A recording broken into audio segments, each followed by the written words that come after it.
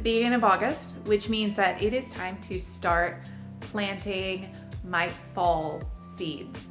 And I am gonna start with some of my cabbages and my brassicas. Very, very excited.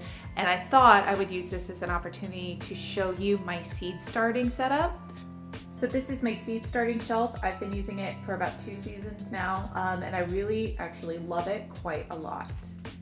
As you can see, there are LED grow lights at the top of each shelf. They are full spectrum. They are able to put out enough light for the seeds to mimic sunlight and be able to grow fully.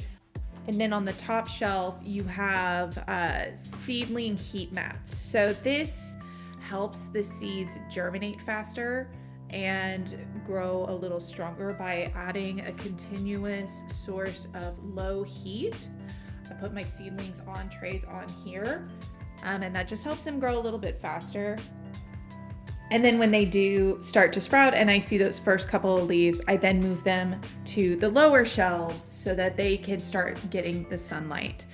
Okay, and let's talk about seed containers. I have used a lot of seedling containers over the years, and I have found most of them to be really flimsy, highly breakable, not very reusable. They tend to split, they tend to crumple up. So I recently got my hands on a few of these 6-cell and 4-cell that Kevin Espiritu from the Epic Gardener sells. Love these so much. They are it's hard to tell, but they are extremely sturdy. I have been able to use these for a few seasons now, and I have no issue with being able to use them, pull the plant out, use them again, pull the plant out. In fact, the only issue that I have is that I don't have enough of them, and so I have to like dip in to my less durable ones when the growing season really gets going. But 100% recommend these, and I can put a link in the video notes so that you can check them out yourself. Similar with trays, they're very, very durable. The plastic is very thick. I like that. I have bought less durable trays in the past, and I would have issues with them cracking. And then when I go to water, having water drip down, which is not safe when you're doing it on electrical equipment. Like, don't do that. These trays I really, really enjoy, highly recommend. And like I said, I can put a link in the notes for that. So I've got another round of determinate tomato seeds that I'm gonna try and get in the ground and harvest before the first frost. We'll see if that happens. So the cabbages and brassicas are gonna be hanging out indoors for a while before they go in the ground. So I am gonna use the 4-cells for these because they're larger, they have larger, deeper root areas.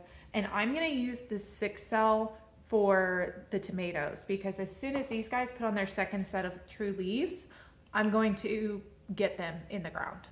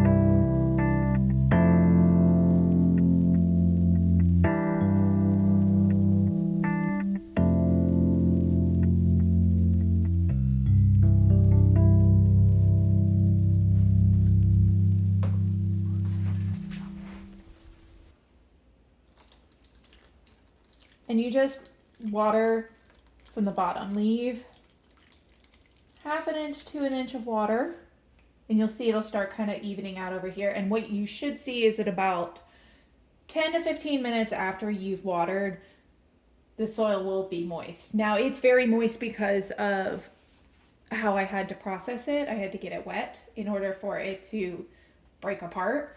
but this will keep it moist for a couple of days, and then you just refill as necessary. I'll check in when these start sprouting.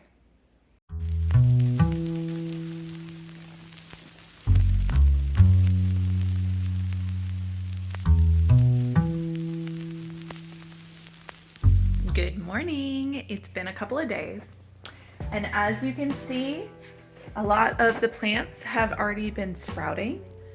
This one's still taking his time, but he'll come out. I'm not worried. And as they are sprouting, I am moving them down into this second tray, and I ended up pulling containers from my bathroom closet in order to support these. You want these to be very close to the light source, almost touching, but not quite touching, because you don't want to burn them.